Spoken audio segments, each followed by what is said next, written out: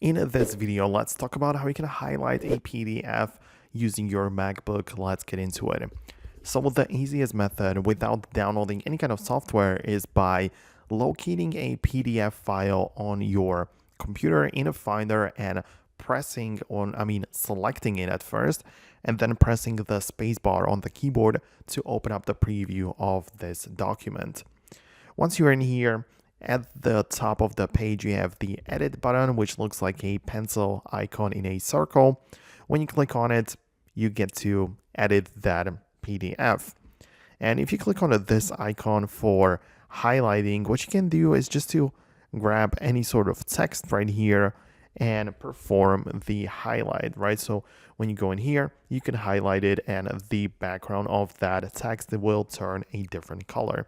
So then what you need to do is to just hit done, and the document will now be saved with the highlight performed.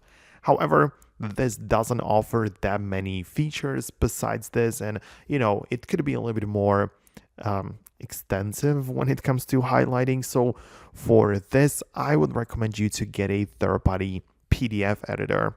I like to personally use the Adobe Acrobat, and if I open up my PDF with this software, after it loads up, I can perform various different changes, which includes highlighting as well, and even in more colors, right? So I can pick the highlight, I can pick the opacity, and so many different things which I can do, and I can end up with a really nice finished file, right? And it just works really well. So up to you to decide which option you want to go with, but very simple stuff that you can easily perform on your computer. Hopefully you enjoyed this video and found it helpful. For more tutorials and videos like this one, do not forget to subscribe to this channel, and therefore you will never miss future tutorials like this one.